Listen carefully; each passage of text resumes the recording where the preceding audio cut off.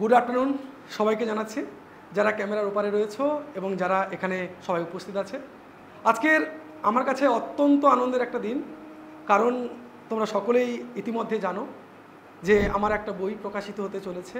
মূলত সেটা net set এবং এসএলএসটি, তার সাথে সাথে বিভিন্ন অঙ্গরাজ্যের যে সমস্ত পরীক্ষাগুলো হয় রাষ্ট্রবিজ্ঞানের, তার জন্য এতদিন যাবৎ একটা অনুভব করেছি যে তাদের মক টেস্টের একটা সমস্যা দেখা যায়।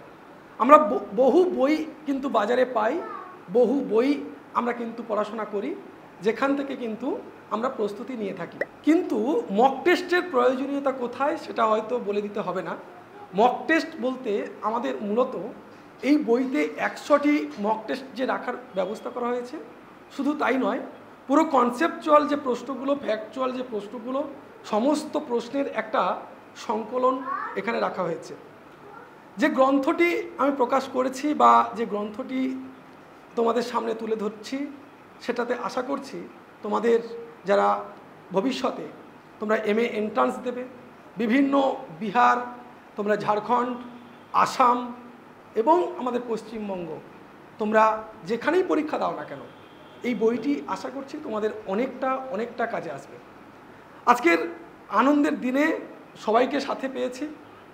আমি একেবারেই বাঁ দিক থেকে বলবো, আমাদের প্রকাশক নিজে হাজির রয়েছে, হ্যাঁ, অহন রয়েছে এখানে হাজির। আর তারপরে রয়েছে আমার বাবা, যে আমাকে সব সময়ের জন্য সমস্ত দিক থেকে সহযোগিতা করে। আর সব থেকে বড় কথা হচ্ছে, যাদের আশীর্বাদ ছাড়া এই জায়গাতে আসা কিন্তু সম্ভব ছিল না। আমি এই জায়গায় বলছি মানে এরকম নয় যে বিশাল কিছু জায়গাতে পৌঁছেছি, এটা ঠিক, তবে যতটুকু অর্জন করতে পেরেছি সেটা আমার বাবা মায়ের আশীর্বাদে, এটা আমাকে মানতে হবে। আমার বাঁদিকে রয়েছে একদম তোমরা সবাই যেন চিরপরিচিত বলা যেতে পারে, আমাদের শুধু একাডেমির প্রিয় নয়, আমার প্রিয় নয়, প্রত্যেকটা শিক্ষক এবং ছাত্র মহলে কিন্তু আমাদের স্যার ডক্টর কল্যাণ কুমার সরকার মহাশয় অতি পরিচিত একটা নাম, যাকে আমরা ডাকলে সমস্ত সময় কিন্তু কাছে পাই। এবং ছাত্র দরদি বলা যেতে পারে একজন মানুষ, একজন শিক্ষাপ্রেমী মানুষ। শুধু তাই নয়, স্যার কিন্তু কবিতা বলতে এবং কবিতা লিখতে ভালোবাসেন। এবং সবথেকে বড় কথা হচ্ছে, আমরা তো ছোট্ট একটা বই বের করছি, স্যারের কিন্তু প্রায় 100 বই স্যার ইতিমধ্যে লিখে ফেলেছেন।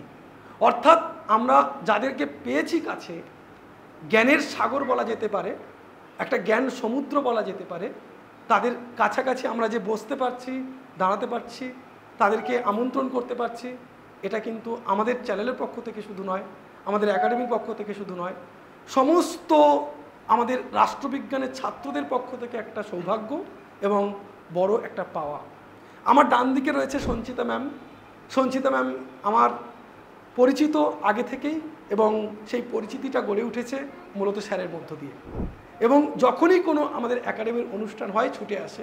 অনেকে বলতে পারে স্যার ম্যামরা কেন একটা প্রাইভেট একাডেমিতে যায়। একটা কথা হচ্ছে যে যেখানে শিক্ষার প্রসার ঘটবে সেখানে কিন্তু যাওয়াতে কোনো বাধা নেই। যে শিক্ষার প্রসারে যেভাবে আমরা এগিয়ে যাব, বা রাষ্ট্রবিজ্ঞানের ছাত্রছাত্রীদের কাছে বিশেষ করে আমরা যেটা পৌঁছে দিতে চাইছি, যে বার্তা পৌঁছে দিতে চাইছি, সেই বার্তার কাছে থাকলে মনে হয় না কোনো ধরনের অসুবিধা থাকতে পারে। আর একটি কথা বলে আমি শেষ করব। আমি এখানে সমস্ত স্যারেরা রয়েছে, শুধুমাত্র ছাত্রছাত্রীদের কথা ভেবে এই বইটি মূলত অনেক দিনের পরিশ্রমের ফল। এখানে শুধু আমি নয়, এখানে অনেকেই এই বইটার পিছনে অনেক পরিশ্রম করেছে, হেল্প করেছে। সে প্রুফ দেখা থেকে হোক, সে টাইপিং করা থেকে হোক, লেখা থেকে হোক, সমস্ত দিক থেকে কিন্তু আমাকে অনেকেই হেল্প করেছে। সকলের হয়তো নাম নিতে পারছি না, সমস্ত কিছু বইয়ের মধ্য থেকে কিন্তু তার নামটা উঠে আসবে।